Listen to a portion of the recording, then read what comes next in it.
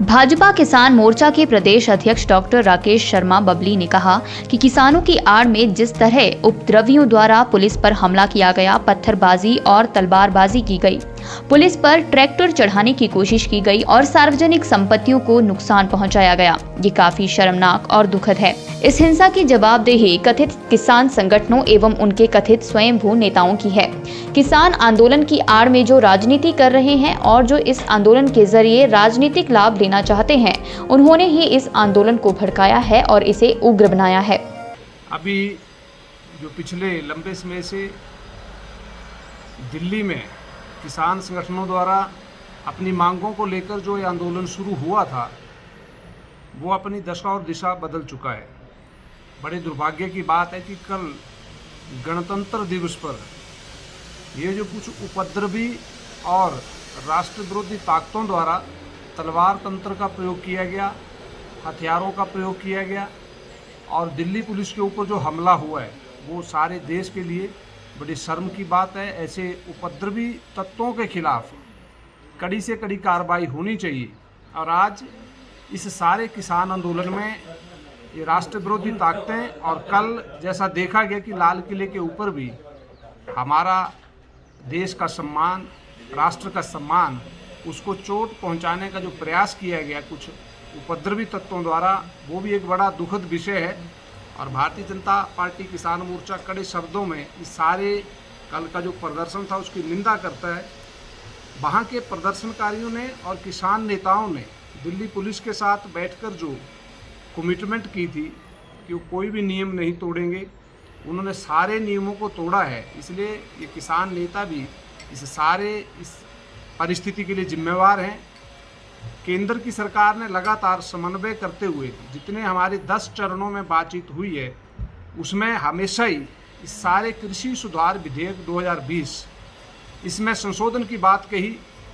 और किसानों की सभी मांगों को, जो मांगें थी उनकी, जिसको लेकर ये किसान आंदोलन शुरू हुआ था, उन मांगों को लेकर भी कृषि मंत्री नरेंद्र तोमर जी ने लगातार वार्ता करके एक सकारात्मक रवैया अपनाया। और आज ये आंदोलन, जैसे मैंने कहा कि कुछ राष्ट्र विरोधी ताकतें, कुछ राजनीतिक पार्टियां और ऐसे वामपंथी दल जिनको आज कहीं भी देश में कहीं स्थान नहीं है, ऐसे लोगों ने मिलकर इस सारे आंदोलन को दिशाहीन किया है।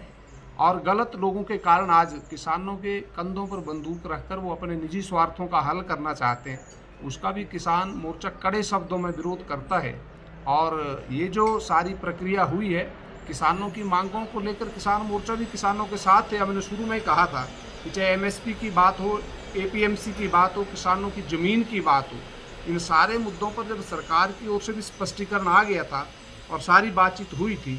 उसके दौरान भी ये जो राष्ट्र विरोधी तत्व कल देखा, जैसे सभी लोगों ने देखा, सारे देश ने देखा कि ऐसे तत्व थे जिनके ऊपर उग्रवादी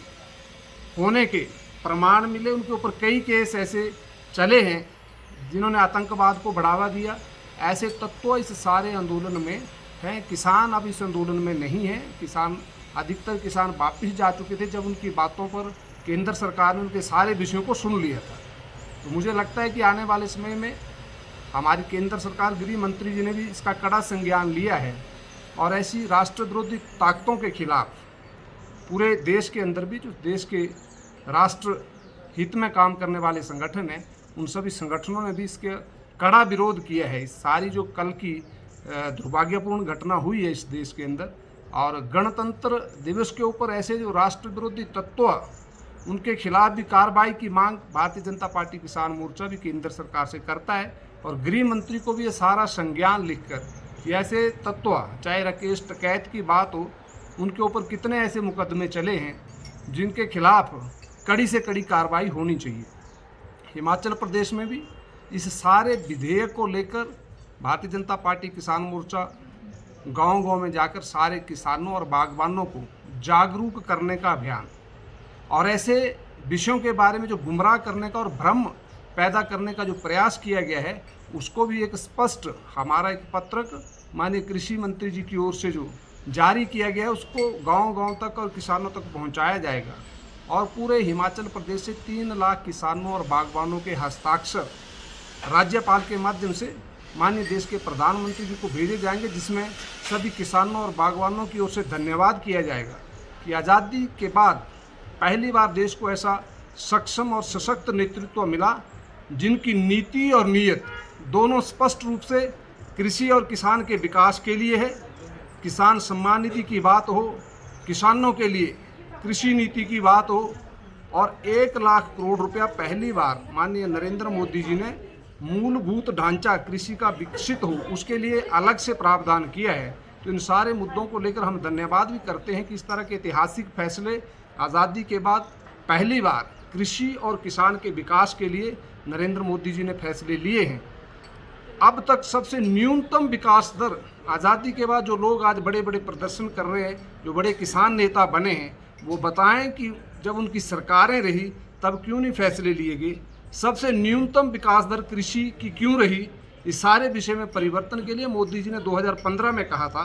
कि हम 2022 तक इस देश के गरीब किसान की आय दुगनी करेंगे, और उस दिशा में मुझे लगता है कि कृषि सुधार विधेयक 2020 ये ऐतिहासिक फैसला होगा और किसान मोर्चा इन सारे विषयों को लेकर गांव-गांव में जाएगा। हिमाचल दस्तक वेब टीवी के लिए शिमला ब्यूरो की रिपोर्ट।